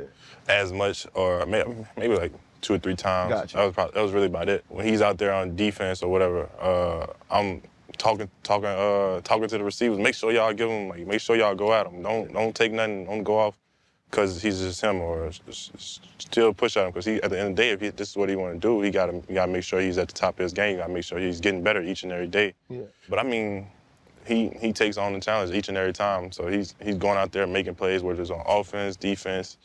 He's just, I feel like it'll be tough for him. But I feel like he'll be able to do it. It's just going out there and seeing him what he does at practice, I feel like he'll be able to go out there and do it. But me, selfishly, I would want him more on the offensive side. Help me out a little bit, track some of those coverages. Yeah. But I mean, me personally, I feel like he'll definitely be able to do out there. Man, that's awesome, man. How is it though? Because I just asking that question. So you say you working with him. Yeah. So you trying to teach him releases and teach him how you. I ain't. But you gotta cause he's your receiving buddy. Oh, So you talking about receiver-wise? I'm teaching him. So you teaching him releases like what you do. Knowing that he's about to turn around and line up in front of you and be like, oh, you gonna do that little arm over shit. Yeah, I got that shit. Like, that dynamic is kind of weird. Nah, it definitely is, because, I mean, I'll be like, you just heard us go over these concepts. Right. Now you on this side, now you on defense at practice. So you know it's coming, so you probably jumping everything. You seeing everything that's happening. I'm gonna go out there, when I go out there, when we out there, I'm gonna try to give him as much as I can, whether it's offense or what I can do to help him out at defense, just for him to succeed. Because, like you said, I feel like I really want him to succeed. I feel like he really can do it.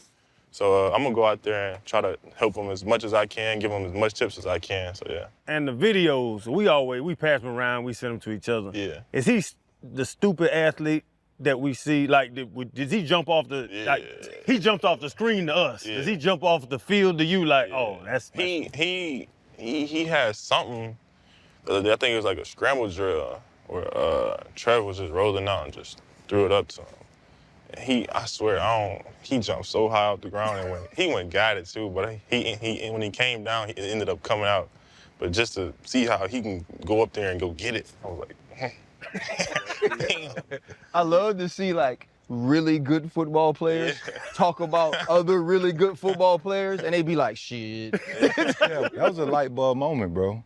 I didn't realize I can go in here and I'm learning the receiver position. Now I gotta go on the other side. I got a little bit of a cheat sheet. I know what y'all about to do. Yeah. You know what I'm saying? But also, we were talking about him playing both ways. It can't be done. Not in the league, but in college. What he did in college was so impressive.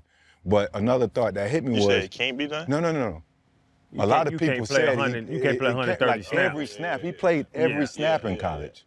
But what was another light bulb moment for me, because I didn't put it into the equation, was he did it at altitude. Mm-hmm. Nobody really talk about him doing what he did in Denver at altitude. That's crazy, bro. He also like a little baby alien though. I know, but he was a 5-star that did both things, and I think like we all tried. Like I'm sure BT had to play defense at some point in his life. He was the best athlete in his city. The same for all of us. Like we all tried. It just at some point you like, I can't do it. That's can't maintain. You know what I'm saying? Altitude. Yeah, Denver Mile High. Bro, He's bad. He's a bad friend. he's an awful friend. BT, I don't know if you ever had a friend like this. Let me tell you what this man did when we walked in the building. What he did? So Fred's talking to Tony Baselli, right? Obviously, Tony Baselli's a Hall of Famer. So we're walking down the hall. He's far away from Fred, and he goes, look, there's one Hall of Famer, right? And so, but, in this hallway. To talk to the homies, it's cool, right? But when he got up on Fred and Tony Baselli and said the same thing out loud, he's like, yep. It's only one Hall of Famer here. It was so foul. Even Tony Baselli was like, damn. You need those friends that be like, come on, man, tighten up. See, but he laughing about altitude. We wouldn't have this show because altitude almost took his life. That is true. If they played under the ocean or if they played on a mountain, there's nobody gonna play 130 snaps in the NFL. It's crazy. Hey, we created this podcast with a purpose, and now we're helping out our community of people that love to pivot with the Pivot Energy drink. Y'all know I'm no coffee guy, but I have some long nights. And I need to pivot in the morning. And so Pivot Energy, man, I hate to crash all the caffeine and all the crazy stuff out there, but Pivot Energy, man, is perfect. It's right up my alley, and it'll be right up y'all. Yeah, and for all of you, our community, we've been at this for 3.5 years on the show. It took us about 2 years to develop this because we wanted to be what Channing said. We want to have purpose, be transparent. The ingredients, what's in here is what's in here. We promise you it's no sugar and definitely no alcohol. So you guys grab a can and enjoy it. Listen, it's never too late or too early to pivot. You don't even need the coffee anymore. This makes you a better you, whether you're shooting a podcast, you got a date, or you're going into work, headed to a workout. Whatever you need, Pivot Performance Energy does exactly what you need it to do, which is get you hyped and get you ready to pivot. I'm gonna unlock my full potential, and I always do that with the Pivot Energy drink. So you gotta use the code GETPIVOT20 at pivotenergydrink.com. That's GETPIVOT20 at pivotenergydrink.com for 20% off your first order. Come get with us, get your mind right, get your body right.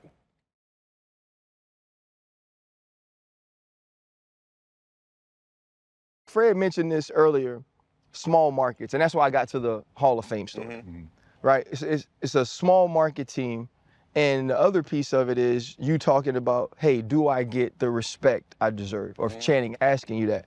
Bro, as a rookie on a team that only won 4 games, you're in the top 100. Yeah.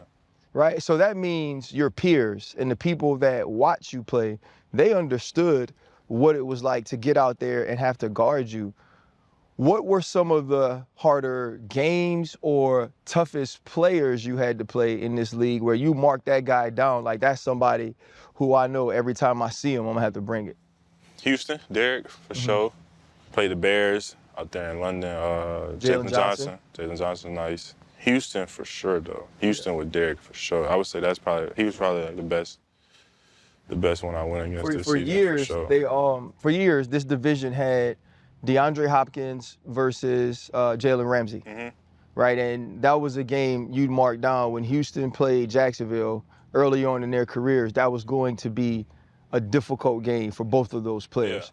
It's going to be the same thing for you with Derek. What has Liam brought to this team that has you excited about this year and being able to stack on a great rookie year, but also add those wins? A lot of energy throughout the building, a lot of energy through the players. I feel like the players that they brought in, I feel like they're gonna take us to the next level. Whether it's offensive side, defensive side, I feel like just everything will take us to the next level. I feel like we ready to take that next step, so I feel like we got to put in the work and do all the little things to take us to that next step. But I feel like once we do all that, once we get that figured out, what it is to do all that, I feel like that's when we'll be able to take that next step. But I feel like Coach Liam's scheme and everything that he brings to the table, I feel like it's just elevation from what we had for sure. And you also only have to get the ball to the 40-yard line now. Yeah. We know that. Yeah. You have a kicker that can make 70-yard field goals. Before he went out there, before halftime, did y'all know he could make it? Make it? Nah, we didn't see him kick like 65 in practice and stuff, but 70? Man.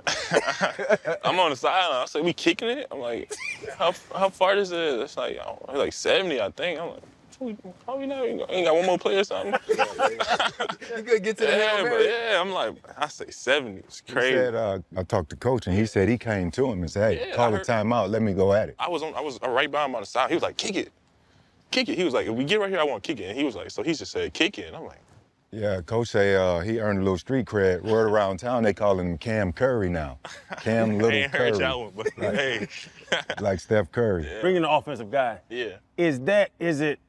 Is it enlightening to have a new offense? I know it takes time to get used to it, but is it almost invigorating to have that new offense and see where you're going to be and how Coach Cohen sees you over the previous coaching staff? I feel like it's very enlightening just being able to have a new coach come in who is very offensive minded and just to see like how his past couple seasons been going or with the offense that he's been running. So I feel like it's very enlightening. Just being able to see how they think about me, like some of the other coaches might have thought about me. I feel like it's very enlightening for me just to be able to go into year 2 how I want to go into year 2. How much of it for you, though, is still having a chip on your shoulder? I think about something Channing said earlier. He's like, in college, which you were a great college player, obviously when you go top 20, that's what that means. But it's like, okay, you had the Heisman Trophy winner, and you had another receiver that went 6th overall. And then now you do come here and you become rookie phenom, and it's still like, okay, I gotta get my respect. I have to go earn it. How much of a chip is on your shoulder headed into this year to be able to not only repeat success from last year, but become an even better player because that's what's expected of you? I use all of it as motivation. I feel like me got to go out there and keep doing what I do, keep producing the way I know I can, and keep just elevating my games. I just go out there and have that in my head the whole game.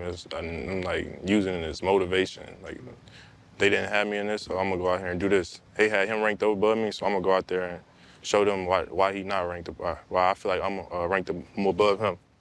But I mean, it's just all his motivation. I take everything and use it as motivation to keep me pushing, keep me going forward, and keep me striving to be the best each and every day. So, yeah. What you did is uncommon, though, man. You play with different quarterbacks and produced in that manner. Not every wide receiver is quarterback independent. Yeah. To where even if they don't have a great quarterback, they can produce. Even if they don't have a Christian Kirk and another receiver who can take attention off of them, they can produce. And so what you were able to do, man, at least in the football world, did not go unnoticed. And Freddie, who we running with the Jags? I know I got to bring up Jay Smooth, talking about the best Jags receivers ever.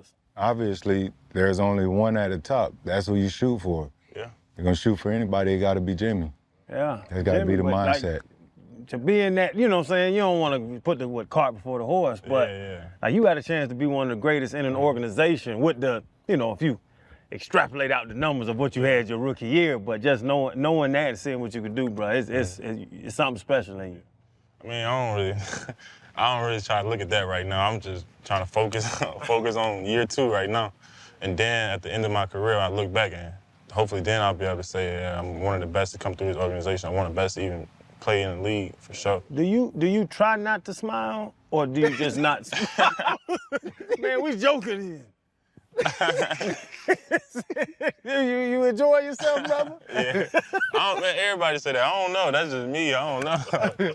I don't know. For me, being like an older cat that went to LSU that's from Louisiana, I get so much pride in watching y'all do well. Mm-hmm. And then, you coming from Walker, going to LSU, getting into the draft and becoming who you have as a player. When did you realize, and who was it that put it in you that you had an opportunity to be here? Mm-hmm. I remember the high school team you played on, an extremely talented team. You guys never could quite get over the hump and win it. Like, when did you realize, hey, you know what, I have a chance to be good? And how did your parents and your mother play a part in continuing to support you and push you forward?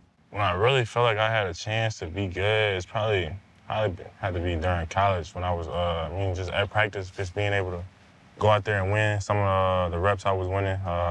Just coming in as a freshman and being able to beat some of the older guys, that's really when I felt like I can really be good at this. And my parents were everything for me. They pushed me each and every day. They supported me all the time.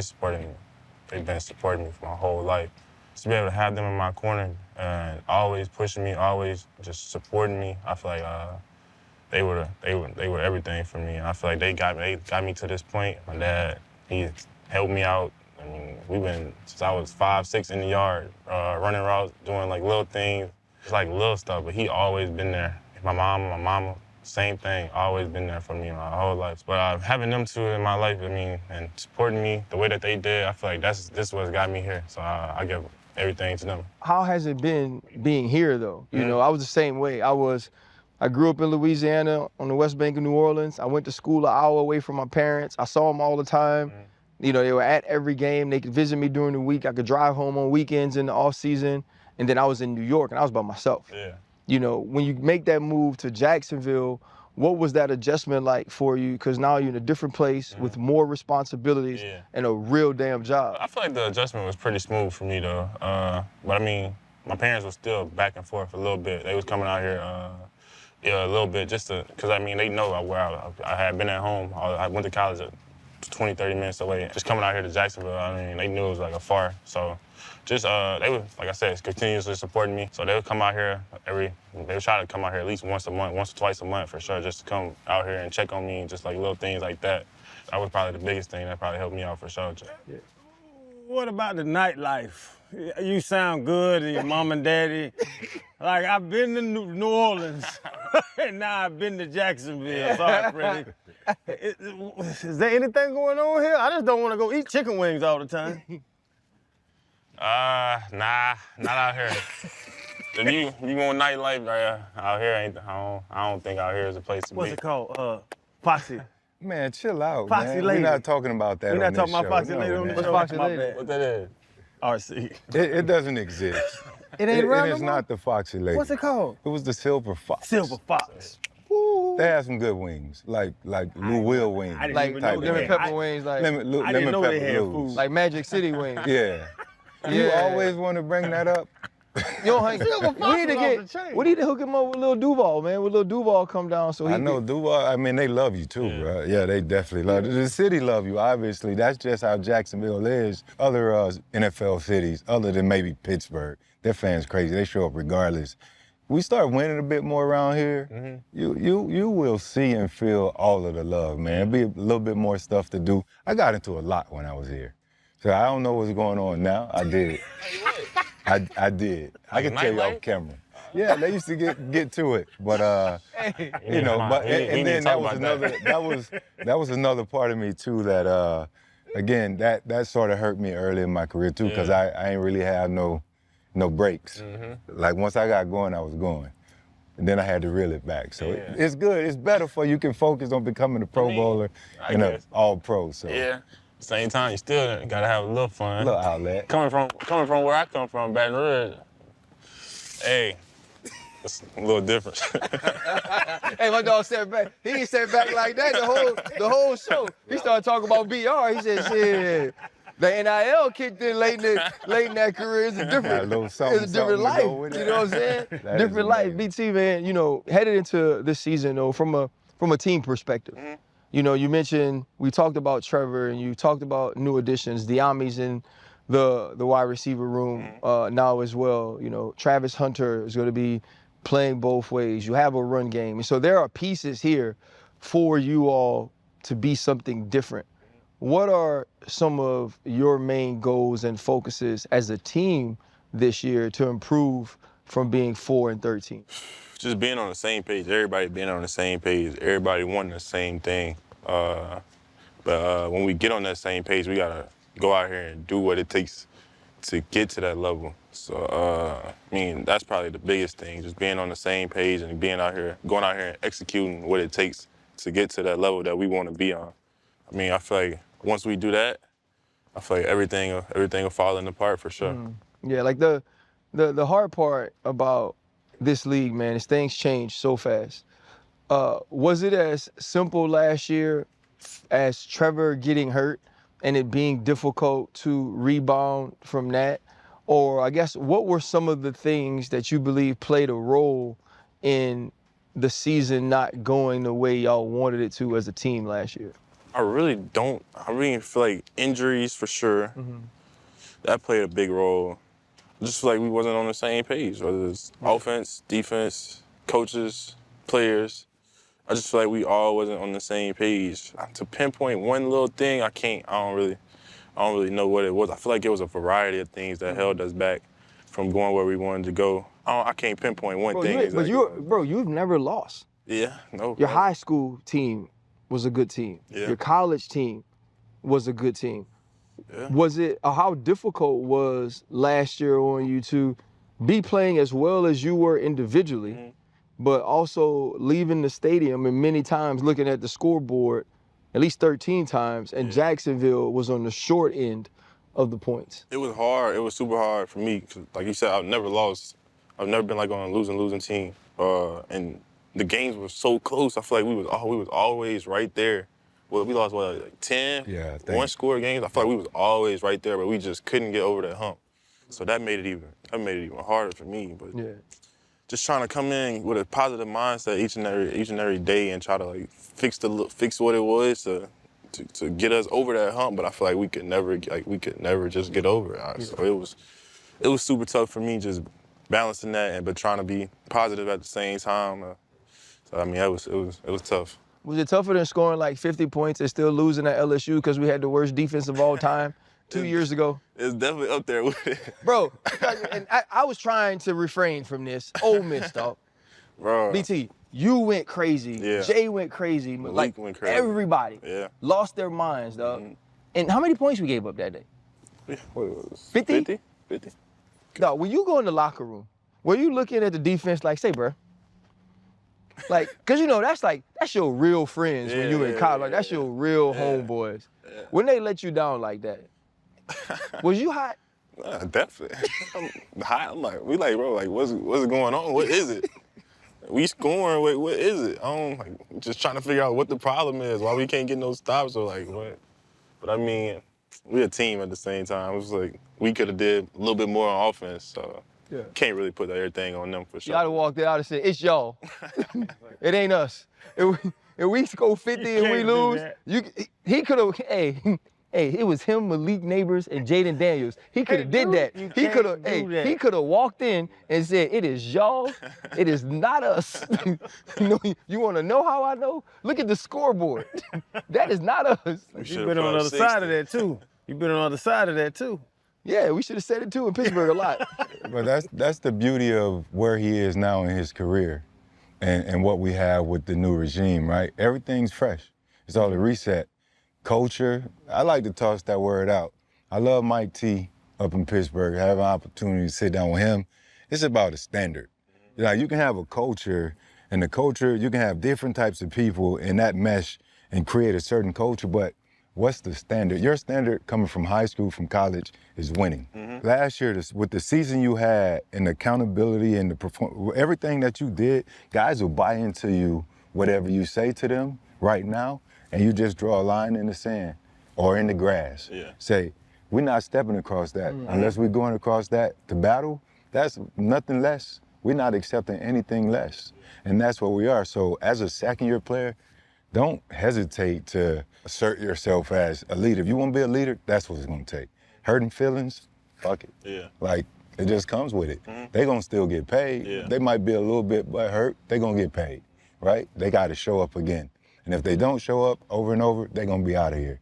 So in order to be like really successful, draw the line, say this is the standard, we ain't accepting nothing else. We see you slacking, not practicing right, not studying right, you BSing, looking for the nightlife, like overdoing it. And it's cool to go out. Yeah. Don't get me wrong, Yeah. it's good to party, but when you overdo it and do things too excessively, that's when it's an issue. Moderation is always great. So, you know, you can lead them, even Trevor. Don't be scared to say, hey, bro, we gotta get better. You know what I'm saying? Let's go do these routes. Let's go get on this film. Let's go chill away from here. Let's get better. I want to be the best that I can be. I want to be better than Jimmy. I want to be better than Malik.